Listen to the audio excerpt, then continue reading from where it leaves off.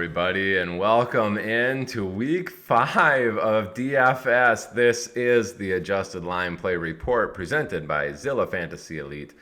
I am your host, Todd Hoffman, and today's show is powered by Rain Total Body Fuel.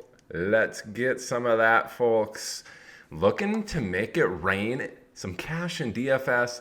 Tune in to the Adjusted Line Play Report from Zilla Fantasy Elite and follow host Todd Hoffman while he delivers the most accurate DFS advice in the industry and make it rain. Today's flavor, we got Red Dragon, folks. Very tasty, and guess what? It's Inferno. It's a thermogenic. We're going to keep it hot. Oh, yeah. We got 3 weeks in a row of really good calls, which would have won you tons of money in DFS. Last week, George Pickens Breakout. Week before that, Zay Jones, big week. Week before that, we had Chubb multi-touchdown game. That was successful. Miami passing game blew up. Oh my goodness. We are in the flames. It is Inferno time, folks. Make it rain. All right. Of course, everybody, I do that in jest. I am not sponsored, but hey, here we go. We're going to keep it hot this week, and we're going to start off with the Philly-Arizona game. This is a Sunday late game, and let's get into it. Philadelphia going into Arizona, number 1 game on the slate, and let's just get this out of the way. 49 total points. This is a low point total week. Don't be surprised if it's kind of a trashy week. Your cash lineups may be really low, but they'll probably hit on a week like this, and you'll see just how bad it is when we get underway. But yeah, Philadelphia going into Arizona as 5.5 point road favorites. I'm not sure. This is Saturday afternoon that I'm recording this. These numbers are as of Friday evening, so Philadelphia going into Arizona, 27.25 team implied total as 5.5 point road favorites there. Arizona, 21.75 team implied total. And really, we're going to start off with the Philly offense here. The pass game should be very good in this. We see they're number 20 in offensive pass protection. Arizona actually 32nd, dead last in the defensive pass rush. And then Philly's offensive pass DVOA, adjusted for the defense, is number 4, Arizona number 28. Expect Philadelphia to be able to pass the ball. Expect them to pass the ball in this particular game. You might see some shift over to Miles Sanders after a few big weeks, but hey, it might be the pass game this week. I do like Devonta Smith. I do like Goddard. I do like A.J. Brown in this, as well as the thrower there, Hurts. So get unique in your lineups there. Any of those 3 could have a big blow-up week. A.J. Brown probably going to be popular. Devonta Smith, Dallas Goedert, double stacks might be kind of sneaky low roster percentage, as this game should be pretty highly attacked in DFS, being the number 1 point scorer on the slate. But yeah, that's a way you could probably get unique. A lot of people probably going Philadelphia, especially being favorites there against Arizona. And then on the Arizona side, really it's the run game there. They're going to have to move the ball probably on the ground. We look at Philadelphia's defensive pass rush. They're number 2 defensive pass DVOA, number 2, so very good. Arizona actually number 9 in the offensive pass protection, so not bad there, but they're number 25 in the offensive pass DVOA, not very good.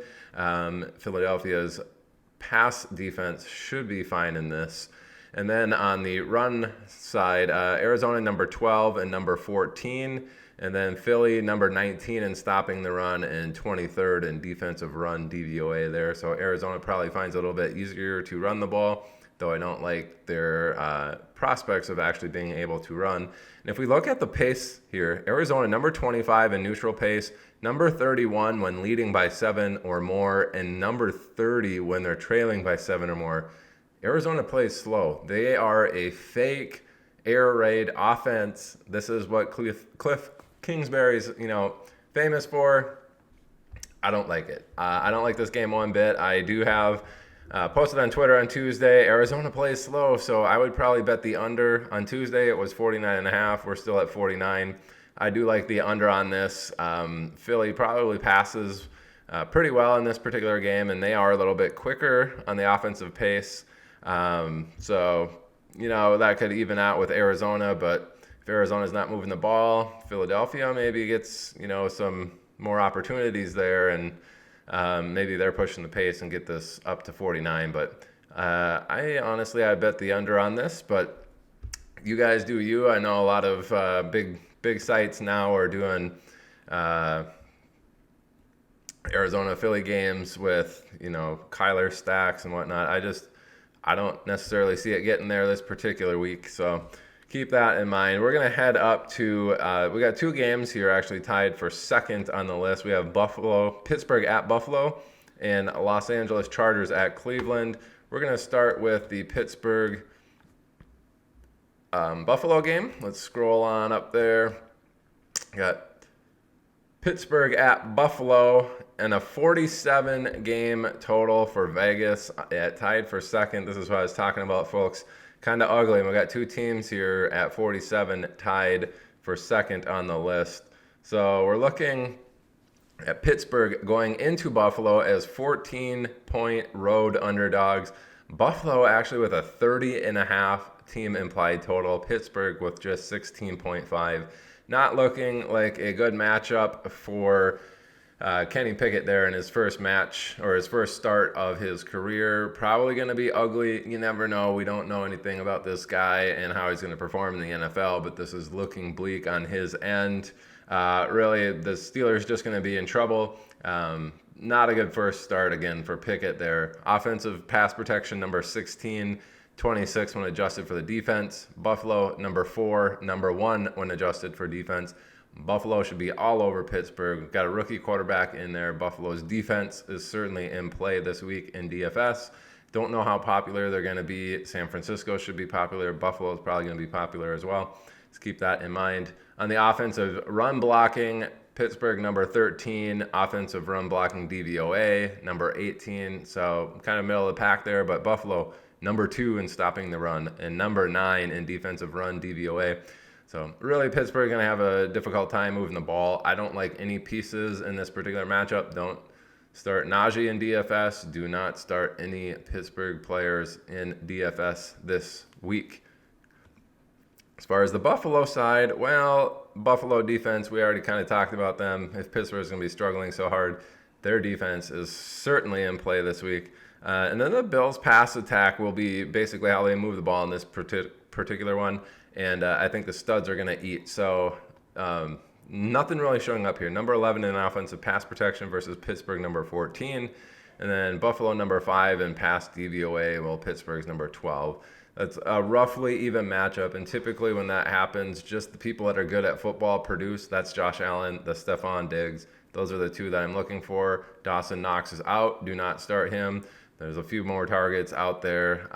We did see Isaiah McKenzie kind of, I believe, with some sort of injury. I can't remember what it is off the top of my head, but he may not play, and that's just going to further feed targets into Stephon Diggs. Gabe Davis, I believe, should be good to go for this one, but I don't think he's going to be siphoning a ton of targets away from Diggs. He hasn't shown that ability in his career yet, so I say that they're going to move the ball via the air because Buffalo's offensive run blocking, number 32 and number 31 when adjusted for the defense.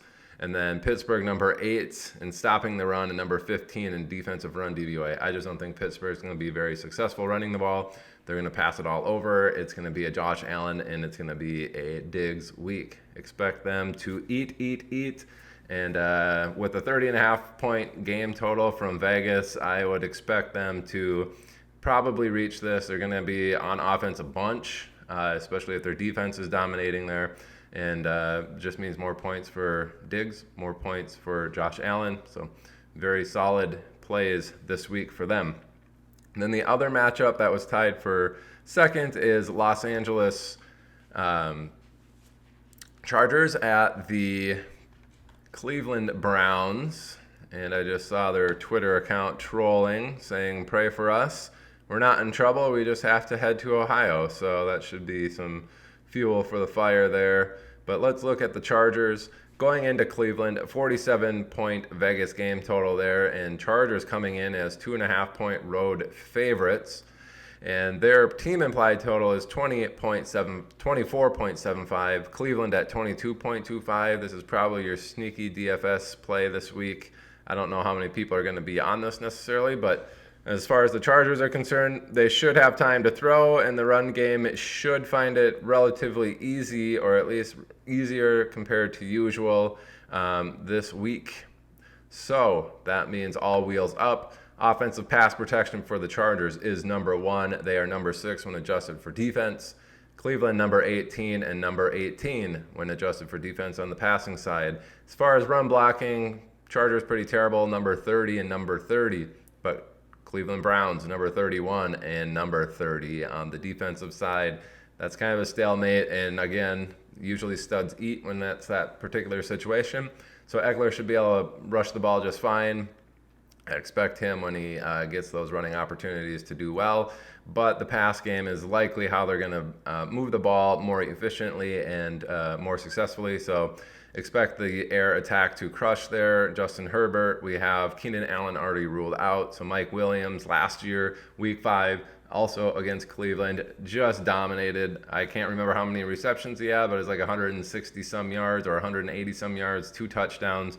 I wouldn't be surprised to see that again. And then you got Gerald Everett there, kind of soaking up some targets, and some backup guys. We got Palmer and DeAndre Carter, kind of the second and third string guys there behind Mike Williams this week. But it's going to be a Mike Williams and Austin Eckler show, I believe.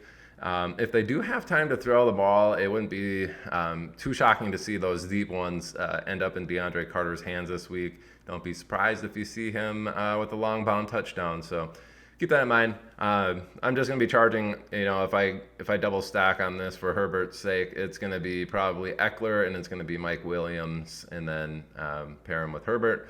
On Cleveland's side, really their run game should continue to perform well. Number 10 in defensive pass rush for the Chargers. Cleveland number 5 in offensive pass protection. That's kind of a stalemate. And then they're both 11 in the DVOA, so when you adjust for defense. Cleveland should, have time, but maybe a little bit more pressure than they're used to. Could be another Njoku game or some dump-offs to hunt there if you feel like the Chargers are going to get after the Browns. But on the run blocking side, Cleveland number 7, Chargers middle of the pack at 15. And then adjusted for defense, Cleveland number 3 and the Chargers 18. Cleveland, I believe, is going to have a hog wild time there running the ball, so expect them to be able to do that. Chubb, certainly 100 yards and a touchdown, not out of the question, if not likely in this particular matchup, and expect Hunt to be efficient with his touches as well. If they're under pressure, Hunt could see 5 or 6 targets and turning those into some receptions too, which is good for the DraftKings. But yeah, expect the bonus here from Chubb. Should be a sneaky matchup. The pace, not too bad. 8-12-4 on Charger side. 20, not so great for Cleveland. 11 if they're leading, but 4 if they're trailing by 7+. If the Chargers are moving the ball well, very efficiently, expecting them to put up points, would be a good situation for Cleveland to get behind and push the pace. You could see that hit the over on the 47. Don't know what the weather is at this point in Cleveland. Haven't looked at that. If it's good, not windy, expect this game to hit the over. I do like the chances of these offenses going back and forth and having a wild time there. So we've got the first game tied for 2, and after that we actually have number 4, which is going to be a very popular one this week, which is Tampa Bay at Atlanta. Right here, we got a 46.5 game total, with Atlanta going into Tampa Bay as 10-point road underdogs. 18.25 team implied total. Tampa Bay 28.3 team implied total there. Really, Atlanta's going to probably just suffer in this particular one. We're already out Kyle Pitts. And really, they're going to need to run the ball to move it, I believe, against Tampa Bay. Their offensive run blocking unit is actually number 3, and they're number 2 when adjusted for defense. Tampa Bay, while decent at stopping the run, or at least we thought, They're actually coming in at number 27 at stopping the run, and defensive run DVOA is at number 17. So they're middle of the pack or bottom of the pack, according to the adjusted line play here, which could mean Tyler Algier comes in there and has a heyday running the ball. I think he's going to be the one getting the majority of the work. And then we have Tyler Huntley coming, or Caleb Huntley coming in and kind of spelling him. Both of them could be successful here according to the adjusted line play. Could be a way to pivot off of what's going to be super huge chalk on the Tampa Bay side. And then on the Atlanta pass side, it's probably going to be Drake London without Kyle Pitts there. He's going to be highly rostered, so keep an eye on that. Tyler Algier or Caleb Huntley, very good way to get off that chalk, and probably going to perform efficiently in this particular one if Atlanta wants to move the ball. And then they're going to just need those quicker throws, which probably means, running back targets. Tyler Algier, short underneath stuff. Olamide Zaccheaus is probably that guy for Atlanta, so keep an eye on those two for catching the passes as well. The pass game, not looking good for Atlanta, number 22 and 18 versus Tampa Bay, number 5, number 3, probably an avoid. But if you're going to bring it back from the Tampa Bay stacks that you're likely going to have in a lot of your lineups this week, Drake London should see a healthy dose of targets. Whoa, we just had our first hot take there. We spilled a little game fuel all over the desk here. Woo! And my monitor. Heck yeah. All right, let's get into the Tampa Bay side here. Should move the ball well in the air and just be fine there on the ground. And Tampa Bay stacks this week are going to be solid points just across the board. We got number 4 in offensive pass protection for Tampa Bay, and number 10 when adjusted for the defense, Atlanta number 27 and number 17 when adjusted for defense against the pass. So that's a big mismatch in Tampa Bay's favor. They should have plenty of time to throw. That means Chris Godwin. That means Mike Evans. Probably going to see some solid open targets as Brady, just waits for them to get open and strike when the iron's hot. He definitely knows what he's looking at on defense, and if he's got all the time in the world to throw, he knows just how to, wait a little bit longer for his guy to get even more open or to have a move after they run their route. So expect Godwin and Evans to do well. And as far as the run blocking, Tampa Bay number 24 and number 29 when adjusted for the run for the defense there, but that's not very good. However, Atlanta is number 30 at stopping the run and number 26. So Fournette also should be a solid player this week. Not necessarily great, but like I said, a lot of times, hey, they aren't so good. They're going to see a lot more efficiency than they're used to. And when it's close like this, the studs eat, and Fournette's certainly a stud. He's another guy you can get into your lineups if you want to get him as a one-off. I just don't see his ceiling necessarily being as high with Tampa Bay being able to pass the ball and have a lot of time passing. I think they're going to be very efficient that way and want to move the ball that way. Bonus is there's going to be a lot of scoring opportunities. Fournette, he is a goal line style back. He could certainly get into the end zone 2 or 3 times in this matchup if the ball bounces right. Certainly not out of the question as far as getting him into your lineups. So that was the number 4, and we actually have 5 games here tied for 5th. We're going to start with Detroit at New England, and we're already looking at 3 of them tied for 5th at 45.5 points here. Kind of ugly week, as I had said prior to this. But Detroit going into New England as 3-point underdogs, 21.25 team implied total for Detroit, 24.25 team implied total for New England. And really, when we look on the defense or the offensive side of the ball for Detroit, their O-line basically a brick wall. Nobody's getting through. Number 2 in offensive pass protection. Number 12 when you adjust for the pass DVOA. Their pass game really should be okay, holding up to New England's number 7 pass rush and number 10 DVOA. Wouldn't expect anything different. Amon-Ra St. Brown, still questionable, I believe, at this particular moment.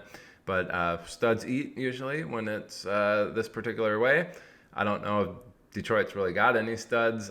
We saw Hawkinson last week, but he could eat again if St. Brown is out. If not, I'm not a super huge Hawkinson fan. He's probably going to have some high rostership percentage after last week's blow up and not having any big names on the slate this week, on the main slate anyway. As far as the run blocking, though, that's where it's at for Detroit. Number 4 and number 4 offensive run blocking and DVOA.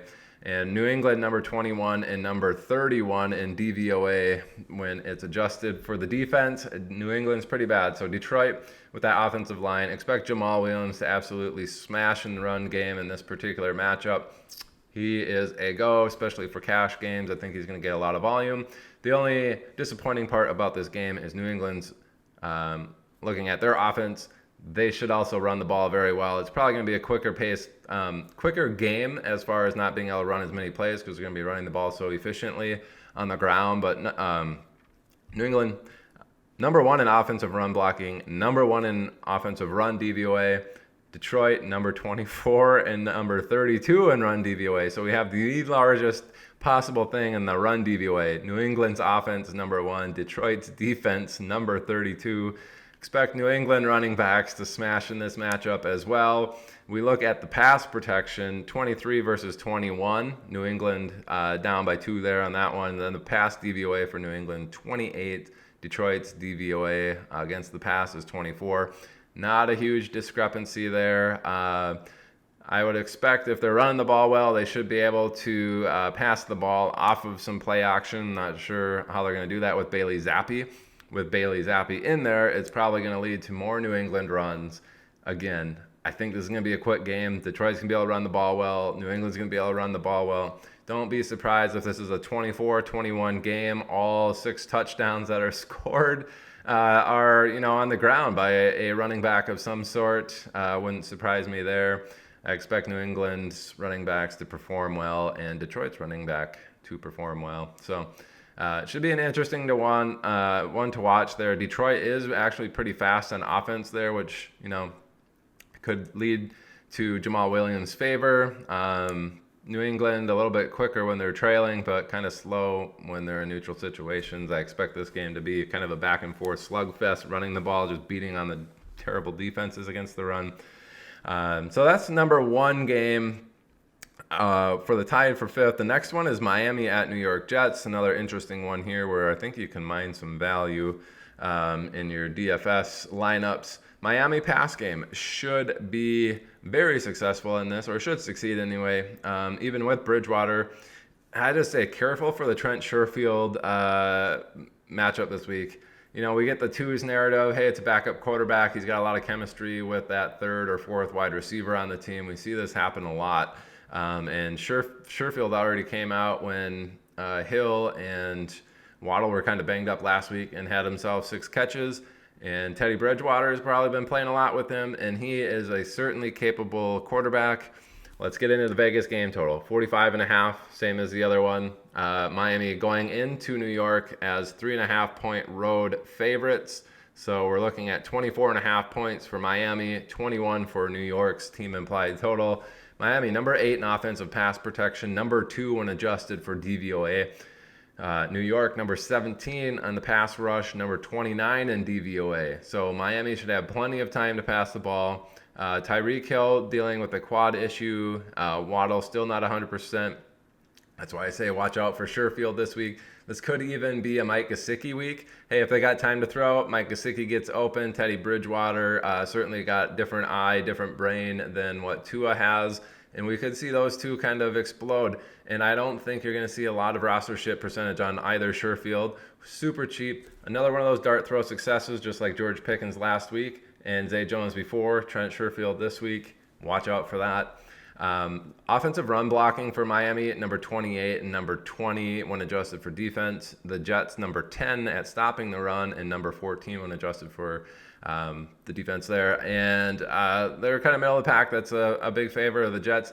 I don't see Miami necessarily trying to run the ball down the Jets' throats or being successful doing that. Mostert's got the speed, and he's the one that you're going to want on the Miami side. If you think they're going to get up big and run the ball, that would be how they're going to do it, I guess. And at that point, it would be Mostert that you want. I don't see that being the case. This is going to be a pass game. Bridgewater certainly in play. Been hearing rumblings that he's actually going to be popular in DFS this week, which is kind of weird, but if that's the case, Sherfield's a way to get different. Tyreek Hill and Waddle probably going to be the most popular two out of that. Sherfield and Gesicki certainly in play to get different, especially if you're going to run those Tampa Bay stacks, which are going to be super popular this week because Brady's cheap on DraftKings and Godwin's outrageously cheap on DraftKings for just putting up like 10 targets last week. They're going to be popular, and if you want to get off that chalk and get some of this Miami pass game, Sherfield and Gesicki are the way to go. On the New York Jets side, they'll need to move the ball via the air this week, and that might even be a sneaky good game because I think Miami's going to be able to move the ball through the air. The game could hit the over if both are passing well here, and there could be some DFS value to mine. Like I said, Giants, number 13, offensive pass protection. Miami, 30th. That's heavily in the favor of the Jets. They might have time to pass. And then 23, when adjusted for defense for the Jets, offensive pass protection, 31st for Miami. They're not really getting after the quarterback. Again, studs are going to eat. We have five really decent options actually on the Jets side, which could mean Zach Wilson is sneaky this week. Breece Hall, obviously getting a lot of targets. He is a stud, certifiably. Hasn't had the breakout game yet. This could be it. But he tends to be popular. I don't see his ceiling in this game necessarily, passing the ball. Then we have Garrett Wilson, the rookie wide receiver. We have Elijah Moore, last year's rookie wide receiver, who's been very good. And then Corey Davis on the wide receiving options. All three are in play. They're all cheap on DraftKings for sure. And if this is going to be a back and forth game, maybe score the over on this and we see success through the air. We could also see the tight end get involved, Tyler Conklin. Again, they have 5 pretty solid options there to pass to, which could mean if Miami is passing the ball all over them, putting up points, the Jets, they're going to be in comeback mode and going to be doing that too. Sneaky DFS value to mine in this particular match. And really, you can't go wrong with anyone that you select in this particular matchup. Tight ends, really outside of the Miami running back game, I think everyone else is in play for DFS, especially in tournaments. They could be sneaky in this particular matchup. So that's number 2 on the ones that are tied for 5th. The last one here is Seattle at New Orleans, and we'll get down to that game here. All right, and that's Seattle coming in as 4.5-point road underdogs at 20.5-point team implied total. New Orleans, 25-point total for their team. And we look at Seattle here, number 12 in offensive pass protection versus New Orleans, number 20. And then Seattle's actually number 3 in offensive pass DVOA. Saints not too terrible at number 13. So interesting one there. But we look at the run blocking for Seattle, same deal. Number 17 versus number 14 on New Orleans. When you adjust for the DVOA, Seattle actually number 8 and Saints number 13. Seattle should be able to move the ball fairly well. Nothing really standing out here as far as the adjusted line is concerned. Like, hey, stud's going to eat, right? So Penny might be fine in this. But I do like, as far as the Saints side, we'll get to there. I don't think they'll have too big of an issue moving the ball on the ground. But Seattle might find themselves at a deficit, and I think they'll be able to pass the ball just fine on New Orleans, which could be a DK Metcalf, Tyler Lockett type game. I expect them to have at least a decent amount of time to get the ball out, but yeah, defense is poor enough that they could be behind and need to play catch up, and I think that could be where you were going to want to attack on the Seattle side, and it's probably going to be low rostered. Again, it's tied for 5th with those other 2 games that had a little bit more popularity and value. On the Saints side, really, the run game should eat in this. It's number 6 run blocking versus number 29 on the run stopping for Seattle. The Saints run DVOA number 9 versus Seattle 19. And Kamara's coming back. Hasn't looked good all year. I think this is a smash spot. He's going to be low rostered, and he should go off in this particular matchup based off the adjusted line. I do like him a lot in tournaments. Even large field ones, he's probably going to be well under 5% owned, 8% owned maximum, and he's probably going to smash in this. Offensive pass protection for the Saints, 25, Seattle 25. Adjusted for defense, New Orleans 24 and Seattle 32. New Orleans should be okay as far as passing the ball is concerned. If you wanted Olave there, again, this is kind of like a studs eat type of thing. It doesn't look like Michael Thomas is going to play. Olave is probably your guy there and the only option. Otherwise, hey, if you feel their pass protection is not that great and Seattle might be getting after them, it's going to be more targets for Kamara and even more points for him on DraftKings. I do like him a lot there, so keep that in mind. A very interesting one here. Going to have low rostership everywhere, and I think you got some people that could correlate very well with the Seattle pass game and the New Orleans run game. Just keep that in mind. Next, we will jump all the way down to number 8 game on the slate, which is Tennessee at Washington. Excuse me, Chicago at Minnesota. My bad. So Chicago going into the Dome and Minnesota as a 7.5 point road dogs. Minnesota favored there at home. Chicago 18.25 team implied total. Minnesota 25.75 with a Vegas game total of 44. First, let's look at Chicago. Bears run game should be very good. We're looking at number 11 and number 11. Minnesota number 26 and number 27.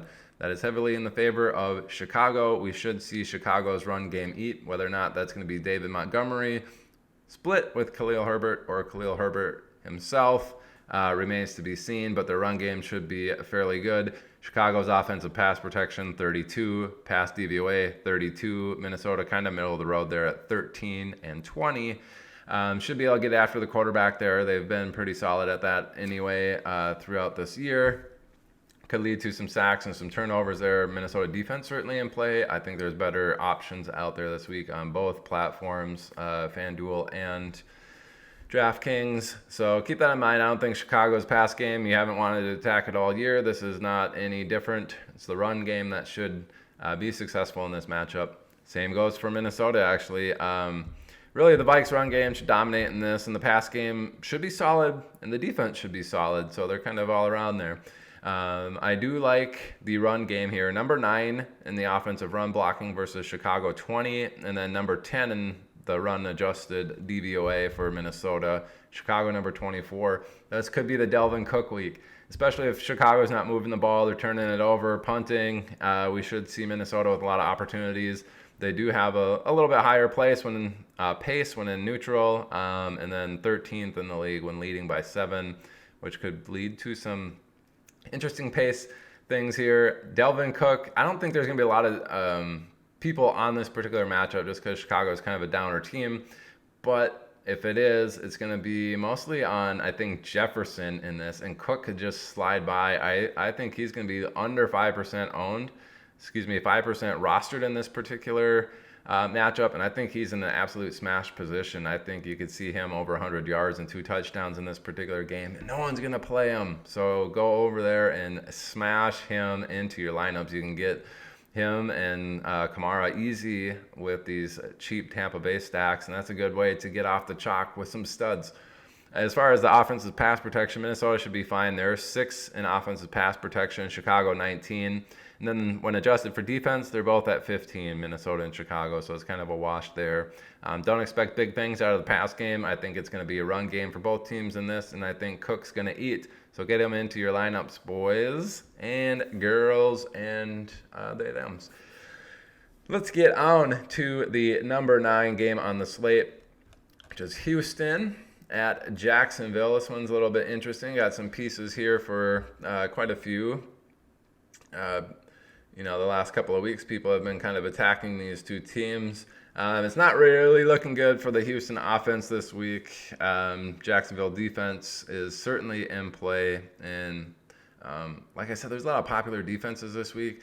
I don't think Jacksonville is really going to be up there in the popularity, but maybe they will. But I think they're going to dominate in this too, and they're certainly one of those that are in play depending on what you need for salary range. Houston, number 21 in offensive pass protection, number 29 in DVOA. Jacksonville, 23 and 7 on the defensive pass side. And then run blocking for Houston, number 15. Jacksonville, 6. And Houston, run DVOA, 23. Jacksonville, 12. Houston's probably going to struggle to move the ball here. Don't expect Damien Pierce to have a big week. Cooks maybe if he gets some time with the 21-23 matchup there, but don't expect that to necessarily be the case. I am avoiding Houston. I think Jacksonville's defense is in a good play here for DFS. And then on the Jacksonville side, obviously I said the defense is in play. The offense should move the ball solidly. They're number 10 in offensive pass protection and number 8 when adjusted for DVOA. Houston's 12 and 16. The run blocking side is not super great for Jacksonville, 29 and 25, but Houston 23 and 29. So again, kind of a wash everywhere there in Jacksonville, which means the studs are going to eat. This could be, depending on your definition of stud, Christian Kirk and Trevor Lawrence, if you're going to go the pass game route. And then you got James Robinson there in the run game. He could have a smash spot, especially if Houston's not moving the ball and Jacksonville's kind of up in this. It is a 43.5 Vegas game total with Jacksonville 7-point home favorites, with Houston coming in at 18.3 team implied total, Jacksonville 25.3. I think Jacksonville is in line, and James Robinson could see a healthy dose of work in this particular matchup. So keep that in mind. That is the number 9 game on the slate. Next, we're going to get to Tennessee and Washington. They are number 10. Here we are, Tennessee at Washington, number 10. It's a 43-point Vegas total. Gross. Tennessee 22.5 as 2-point road favorites heading into Washington. Washington at 20.5 team implied points there. And really nothing particularly great here for Tennessee on the pass side. It's number 18 versus Washington's number 9. This is really conflicting. Number 9 on the offensive pass DVOA for Tennessee's offense, but Washington number 30. So it's kind of flip-flopped. Usually when that's the case, it leans a little bit more towards the DVOA side than the pass protection side. So Tennessee's pass game might be okay in this particular one. Washington's actually pretty good at stopping the run. They're number 7 and number 6. Tennessee's run blocking is 18 and 22. So I don't expect Derrick Henry to have a super efficient matchup this particular week just because of that. And I think Tennessee, if they're going to be moving the ball, it's likely going to be through the air, and they're not going to necessarily do that well running, which is unfortunate for those Henry truthers and for one of my best ball lineups that have him in there. Took him over Stephon Diggs. No. Anyway, on the Washington side, I just don't see them doing very well on offense. They could be struggling here. Tennessee's defense certainly in play if you need a desperation shot somewhere. But 30th in offensive pass protection for the Commanders. Tennessee number 15. And then offensive pass DVOA for the Commanders 27 and Tennessee at number 26. And then on the run blocking side, Washington 26, Tennessee 12. When adjusted for the defense, Washington 27, Tennessee 8. Don't expect any run blocking or any run game to do well in Washington here. We got Robinson coming back off of that nice story when he got shot in a robbery attempt or a carjacking attempt there. He's back. Brian Robinson and Gibson likely going to share a backfield that's going to be inefficient, kind of gross. Avoid that. Pass protection, if you think the DVOA is going to be the way that it goes, and Washington's going to have to, if they're behind and they're going to have to move the ball, it's going to be through the air. It's probably Terry McLaurin, and it's going to be Curtis Samuel, as they're pretty much the only healthy pass options anymore. We had Jahan Dotson go down. He is out for this week, and then the tight end over there, Logan Thomas, not looking good for him either. It's going to be a consolidated target share to those two. And if you want some one-off pieces, I guess, from Washington side, you could do that. Tennessee one-off piece, you're probably just going to want, with Treylon Burks going on IR, it could just be the Robert Woods show there in Tennessee. And mostly a game I'm going to avoid. I would, this is kind of a volatile game. I would bet the under on this particular matchup, but both these defenses are so bad. Hey, the offense could move the ball. You never know. On to number 11, which is Dallas at the Rams. Let's look at this one. This one could be interesting. We have Dallas going into Los Angeles as 5.5-point road underdogs. Rams 5.5-point home favorites. what's that? Oh, what? Oh, that is the upset alert. Dallas over Los Angeles Rams. This should be a little bit closer than comfort for Rams fans. Again, 42.5 point Vegas game total. Dallas 18.5 team implied total as 5.5 point road underdogs. Rams at 24 points. We have Dallas on offense, number 7 offensive pass protection versus Rams 26 on the defensive pass rush. Dallas, number 13 in the offensive pass protection when adjusted for defense. Rams, 25. Both in the favor of Dallas pass game. They should be just fine. Dallas run blocking 20 versus Rams, number 11. Doesn't look good there. Dallas, number 12, offensive run DVOA. Rams, number 3, run DVOA. So don't expect Dallas to run the ball. Put the ball in the hands of Mr. Cooper Rush and let him do his thing. I think this could be a CeeDee Lamb and Michael Gallup week against the Rams, and I think they're going to have some time to pass the ball, and I think they will pass the ball just fine. Very sneaky there. I think Dallas, if you're doing survivor pools, Los Angeles not looking like you're going to pick them. I would avoid that. Again, I said this is an upset. 5.5 point road dogs. I think this is going to be a lot closer, if not a victory for Dallas in this particular matchup. Why? Because the Rams offense looking like it's going to struggle. Number 29 in offensive pass protection. Dallas number 1 in defensive pass rush. Let's adjust that for the defense. Rams number 22. Dallas number 5. Dallas is going to get after the Rams. I think they're going to be able to move the ball in the Rams on offense. And then Rams running game, number 23 versus Dallas 17. And then adjusted for defense, Rams 19, Dallas 25. That's kind of a wash there. I don't think they're going to run the ball particularly great either. And Dallas, I think, is just going to get after the quarterback there. Stafford, it's going to be a hyper target to Cooper Kupp kind of game. That's what he does when he's under pressure, and it's going to be no different this game. Kupp's pretty much the only person I'm going to want from this Rams offense, although if you think they're going to be dumping it off, Higbee has been getting those in these particular matchups. So watch out for those two. Otherwise, I'm avoiding most of those Rams players, and I'm getting that Dallas pass attack. Again, upset alert here for the Dallas over the Rams here. Should be kind of interesting, so keep that in mind. Next, we're going to go to the 12th game on the slate, which is San Francisco at Carolina. And this is really a smash spot for San Francisco and their defense. They should absolutely dominate in this particular matchup.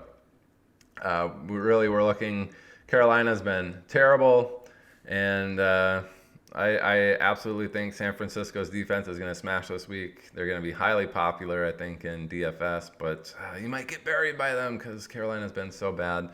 Just the game total is so ugly. 39 total points. San Francisco as 6.5 point road favorites at 22.75 team implied total gross.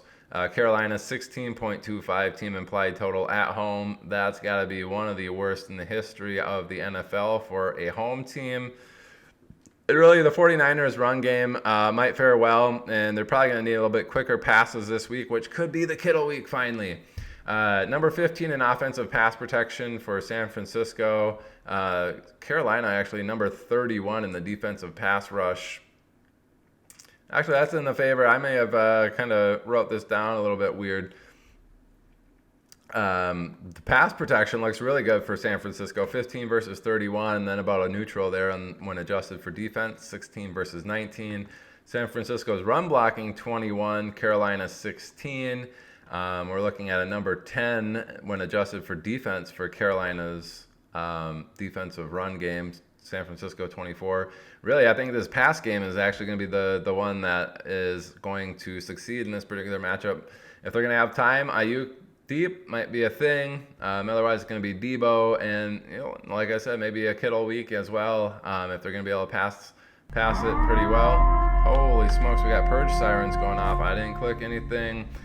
I don't think there's going to be any sort of upset alert. But as a rule of thumb, if they are 10-point road favorites, a lot of times you need to take that bet the home team.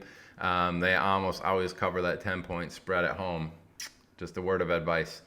I don't know where that purge siren came from. just out of nowhere. Anyway, San Francisco on defense is where it gets juicy. They're number 3 in the defensive pass rush, number 4 when adjusted for the defense.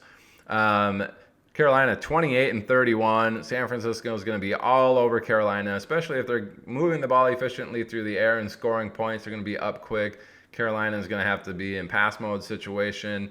Carolina's going to need to dump it off fast, and that could be a bunch of Christian McCaffrey targets. And really, if Carolina wants to keep it close, that's going to have to be their game plan this week, is get the ball into Christian McCaffrey's hands, get him out, these quick routes. And that's the only way I see this being a successful matchup for Carolina this particular week.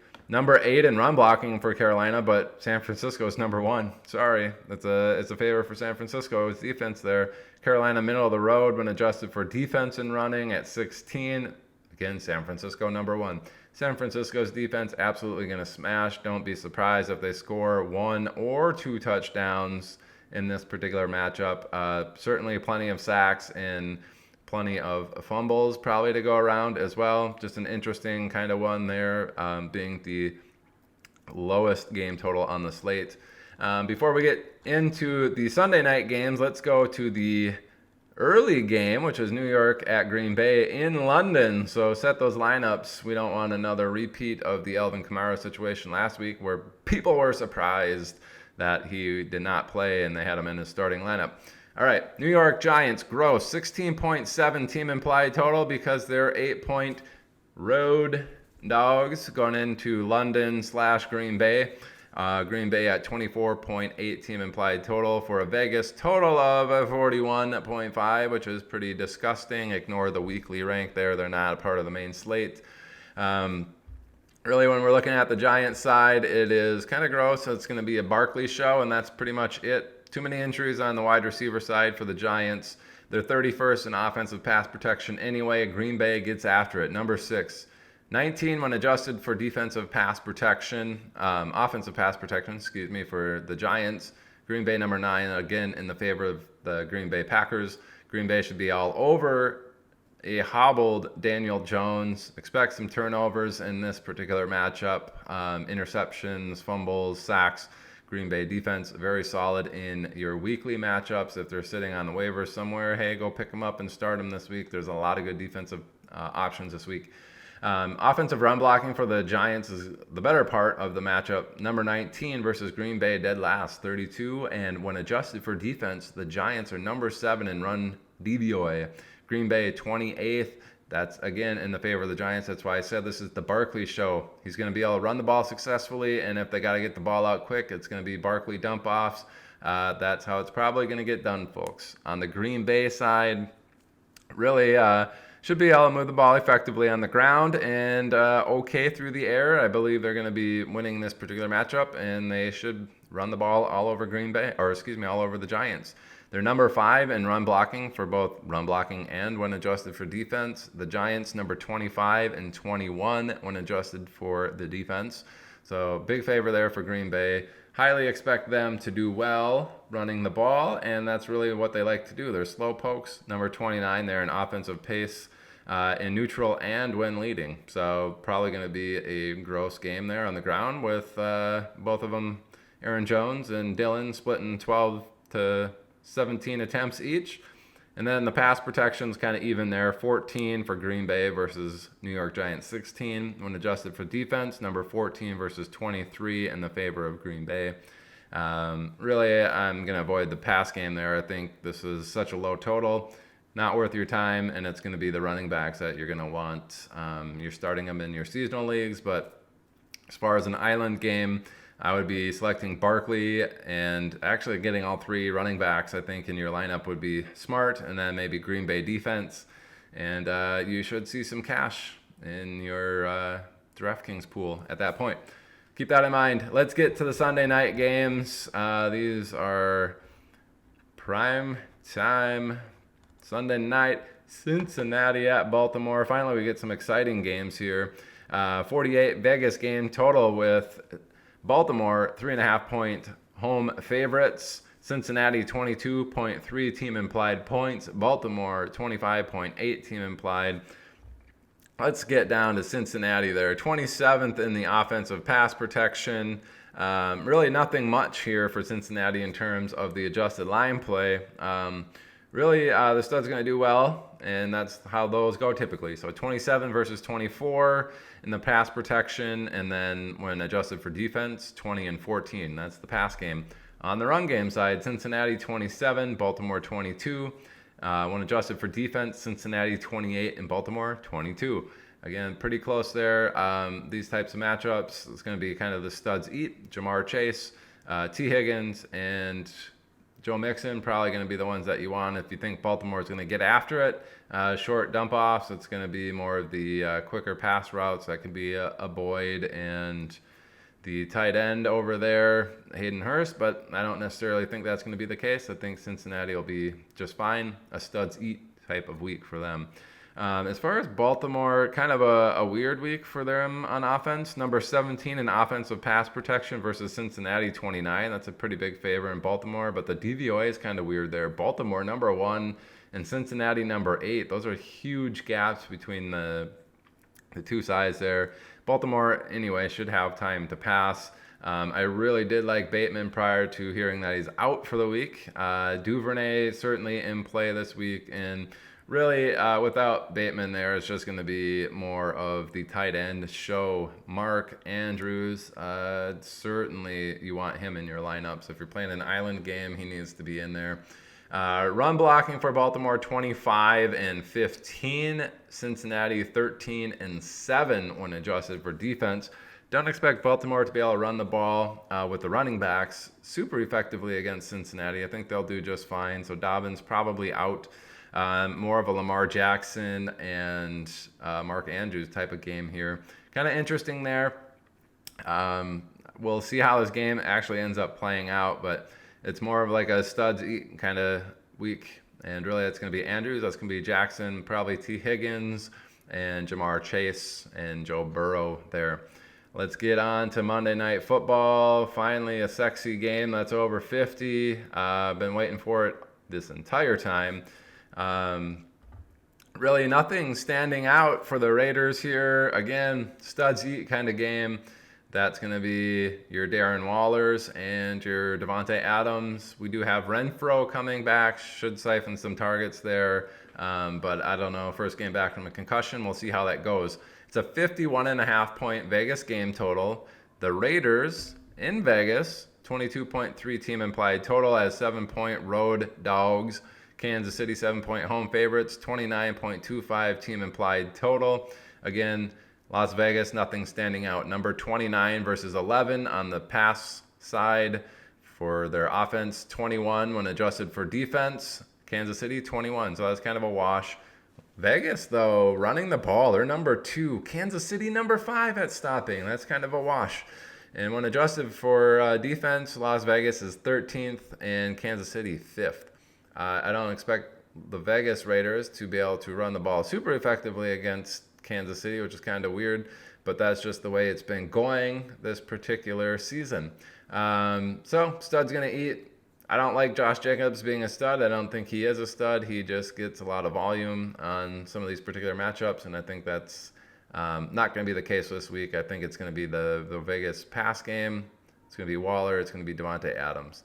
On the Kansas City side, though, the pass game should have plenty of time to throw and absolutely eat in this particular one. Run game should also be fine in this particular one. I do like the over in this, as Kansas City might reach 45 plus themselves with this pass game. They're number 3 in offensive pass protection. Las Vegas 28th in the defensive pass rush. When adjusted for defense, Kansas City 7, Las Vegas 22. They're going to have plenty of time to throw. We may see finally those MVS deep bombs connect. Otherwise, it's going to be the Kelsey show. There's just going to be plenty of time to throw, like I said. Expect Kansas City's air attack to crush. Kansas City number 10 in run blocking. Vegas number 9 at stopping the run. And then just as close when adjusted for defense, Kansas City 17, Vegas 16.